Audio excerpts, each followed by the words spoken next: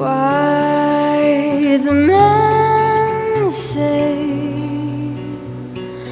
only fools rush in, but I can't help falling in love with you. Shall I stay? Would it be a sin if I can't help falling in love with you? Selamat sore teman-teman. Pada kesempatan kali ini saya berkesempatan untuk mewawancarai langsung salah satu pelaku UMKM di Surabaya, khususnya pada bidang jasa. Baik, untuk Mas Dava, silahkan diperkenalkan dirinya. Baik, terima kasih untuk waktunya. Perkenalkan, nama saya Rizwan Dava Arusi. Di sini saya selaku owner Ririn Wedding Surabaya yang beralamat di Jalan Bulaksari 1 nomor 29 Surabaya Utara. Baik, bisa diceritakan terkait awal mula bisnis Ririn Wedding ini? Dulunya itu berawal dari salon kecantikan. Jadi pertama mula tahun 2002-2005 lah yang dilakukan oleh mama saya sendiri. Nah, seiring berjalannya waktu, beliau belajar make up di salah satu temannya yang sudah senior di bidang usaha ini. Tahun 2008, mama saya sendiri udah berani membuka jasa make up. Ya, berawal dari make up karnaval anak-anak kecil, make up biasa seperti natural make up gitu. Lambat laun juga sering ada pernikahan yang mulai tahun 2010-an. Singkatnya itu sampai sekarang juga sudah alhamdulillah berjalan lancar. Oke, kita lanjut ke pertanyaan selanjutnya ya. Baik. Ini untuk jumlah karyawan sendiri mungkin di Ririn Wedding saat ini sudah ada berapa? Dan bisa dijelaskan mungkin orang-orangnya didapat dari mana aja sumber tenaga kerjanya? Baik. Untuk karyawannya sekarang totalnya untuk yang dekorasi sendiri sekitar 9 orang. Untuk yang sound systemnya itu ada 5 orang, dan juga untuk yang terop mungkin ada yang mau pakai jasa teropnya juga, itu ada sekitar 7 orang untuk yang terop sendiri. Dan untuk yang asisten makeup sendiri itu sekarang udah ada 10-11 orang. Itu. Dengan sumber daya manusia sejumlah yang tadi sudah disebutkan Mas Dava, kira-kira seperti apa sih sistem kerja yang dibangun Ririn Wedding sendiri? Sistem kerjanya itu juga panggilan. Maksudnya panggilan tuh kalau misal ada job-joban, orderan, itu baru kita melakukan kerja, juga menghubungi karyawan-karyawan kami. Seperti itu. Kalau kendalanya sendiri saat di lapangan mungkin apakah ada kendalanya? Untuk di lapangan sendiri itu ya paling banyak kelistrikan. Ya mungkin ada kelistrikan tuan rumah belum izin ke PLN, atau mungkin ada konsleting listrik yang membuang waktu sampai beberapa jam juga. Itu yang paling sering kami alami. Jadi kendalanya lebih sering dari eksternal daripada internal? Iya, lebih tepatnya itu. Iya. Kalau mungkin kendala dari Ririn Wedding sendiri mungkin? Ririn Wedding sendiri mungkin kurang komunikasi sama tuan rumah aja ya. Kalau masalah akad nikah semula siang dimajukan tiba-tiba pagi, itu kan juga membingungkan kami juga di situ. Oke, sekarang kita masuk ke aspek pemasaran sendiri ya. Iya. Kira-kira apa sih yang membedakan Ririn Wedding dengan wedding organizer di luar sana? Mungkin kita DP-nya tidak menarget sesuai kemampuan customer kami. Misal mau DP 100.000, 50.000, pokoknya kami nggak mentarget. Jadi keunggulan IO kami ya seperti itu. DP tanpa minimal, semampunya tuan rumah, semampunya customer kita. Untuk pemasaran sendiri 70% media sosial ya, baik di IG, di Facebook ya. 30%-nya dari mulut ke mulut. Oke, lanjut. Seperti yang kita tahu bahwa terjun ke dunia wedding organizer ini kan pasti banyak sekali ya persaingannya. Sudah mulai dari harga, make up, dekor, apalagi kan sekarang sudah banyak wedding organizer yang bermunculan seperti itu. Kira-kira apa sih upaya yang dilakukan oleh Ririn Wedding untuk mengatasi persaingan tersebut?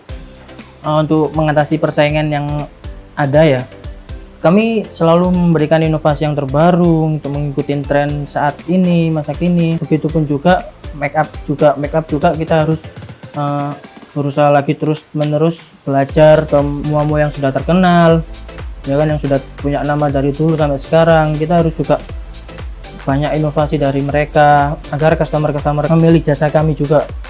Itu. Kalau untuk saat ini karena adanya pandemi COVID-19, apakah Ririn Wedding sendiri terkena dampaknya? Coba bisa dijelaskan? Tentunya ada ya. Dampaknya yang pertama, yang paling utama, penundaan jadwal yang semula Januari itu ditunda sampai beberapa bulan ke depan. Juga dampak yang lainnya, mulai dari yang awal mula memakai dekorasi yang besar, yang dekorasi mewah, sekarang juga dekorasi yang kecil, backdrop gitu. Dampaknya juga yang waktu sebelum pandemi, dulu pernah sampai sebulan itu bulan Agustus 2019. Itu sebulan sampai 34 orderan, sebulan kami terima. Jadi kita itu sehari mampunya kita itu orderan maksimal 3 orderan 3 tempat. Jadi yang sebat kalau misal ada orang masuk lagi lebih dari 3, kami tolak. Jadi kurang lebihnya banyak acara yang tertunda seperti itu Iya ya? betul, tertunda. Oke, sekarang kita masuk ke aspek keuangan. Kira-kira awal mula membentuk Ririn Wedding ini modal yang dibutuhkan itu berapa? Kalau modal sendiri dulu banget nih, sekitar ya 5 jutaan lah. Dulu tahun 2010-an itu. Kita modal pertama itu alat make up, terus kuadi juga. Terus mulai dulu sampai sekarang juga kita tetap ngambil di suatu tempat yang ada di Kota Pasuruan untuk kuadinya sendiri. Jadi emang udah nggak ada kendala masalah keuangan, atau mungkin Ririn Wedding sempat melakukan peminjaman pada bank atau melakukan kredit? Alhamdulillah sampai saat ini belum pernah minjam sama di bank ya. Jadi kita modal itu 100% dari keuntungan kita. Jadi keuntungan kita olah semaksimal mungkin agar bisa kita buat dekorasi baru, terus ilmu-ilmu makeup yang baru. Itu aja sih. Jadi kalau misal kita nggak ada modal nih, kita nggak ada modal, tapi customer pengen minta yang baru, kita mungkin pakai uang pribadi kita. Dalam artian uang yang kebutuhan sehari-hari kita pakai terlebih dahulu untuk buat modal usaha ini. Seperti itu ya. Jadi perputaran uangnya sendiri berasal dari modal pribadi. Seperti itu ya Mas ya. Untuk paket-paket yang mungkin ada di Ririn Wedding sendiri mungkin bisa dijelaskan Mas Dava? Untuk paket yang kami tawarkan kepada customer kami ya, yang pertama itu ada paket rumahan lengkap. Paket rumahan lengkap ini terdiri dari dekorasi, make up, videographer, terus terop, sound system, kursi, meja, pokoknya lengkap semua, tapi exclude catering ya. Itu sekitar 12 juta.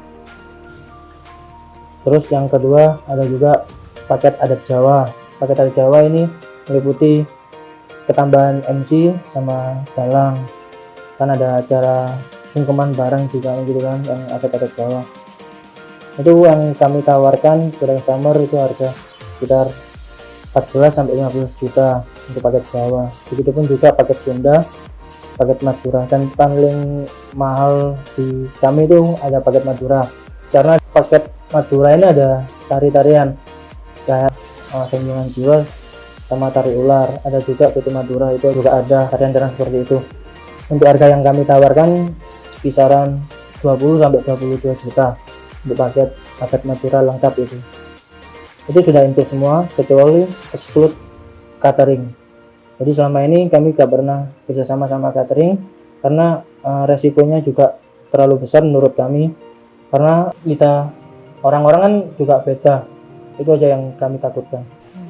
Dari rincian paket-paket yang tadi sudah disebutkan, apakah ada kerjasama dengan pihak vendor atau pihak orang ketiga? Kalau vendor sendiri kita kerjasamanya yang pasti untuk tari-tarian itu sendiri kita juga kerjasama sama terop yang diinginkan sama customer, misal ada bunga atau variasi lain di terop tersebut itu juga kita kerjasama sama pihak terop di luar sana. Berarti ada kerjasama ya dengan pihak luar. Selanjutnya untuk sistem pembagian keuntungannya sendiri seperti apa? Kami sendiri itu cuma mengambil keuntungan sekitar 300 sampai 500 ribu per terop atau 200 ribu sampai 300 ribu itu jasa tarian. Mungkin kami mengambil keuntungan dari situ segitu aja. Paling mahal kami mengambil keuntungan sekitar 500. Selama bekerja sama dengan pihak vendor itu apa mungkin ada kesulitan atau ada kendala yang dialami? Untuk kendala yang kami alami juga pastinya ada ya. Yang pertama miskomunikasi itu pasti ada. Yang kedua masalah waktu kedatangan juga itu sering kita yang alami. Untuk masalah miskomunikasi ini ada suatu ketika vendor yang akan kerjasama sama kami itu menerima orderan dari lain, dan tentunya vendor yang sama kami ini mengutamakan vendor lain itu tadi. Jadi kayak sarannya tuh lupa sama orderan yang kami kasih ke vendor itu. Terus yang miskomunikasi masalah waktu juga mungkin yang dialami vendor, misal terop nih, kalau misal terop misal habis dipasang ke sini mau dilempar mau ke lokasi yang akan datang atau orderan yang akan datang, itu juga membutuhkan waktu dan juga cuaca yang juga nggak memungkinkan, juga bisa mengundur waktu juga kan. Itu yang sering terjadi untuk kerjasamanya. Ya mungkin bisa dijelaskan Mas, kira-kira persiapannya Ririn Wedding saat menerima job atau pesanan itu seperti apa? Untuk pertama kali tentunya kita memesan melati ini nggak 1-2 hari sebelum acara ya, paling enggak itu seminggu, paling lama minimal sebulan lah. Terus di situ memesan bunga hidup yang akan buat dekorasi. Di situ menghubungi para karyawan untuk mengosongkan waktunya di tanggal tersebut. Terus mempersiapkan peralatan yang sekiranya perlu renovasi atau perlu perbaikan, minimal itu 2 hari sebelum hari H kita persiapkan.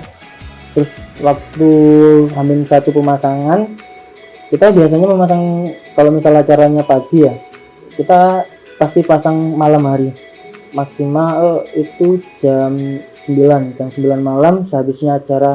Biasanya kan ada pengajian, syukuran malam sebelum hari H. Itu kita pemasangan sekitar kurang lebih 4 jam 5 jam, itu pun kalau tidak ada masalah sama sekali. Dan yang membutuhkan waktu lama biasanya tuh bagian kelistrikan.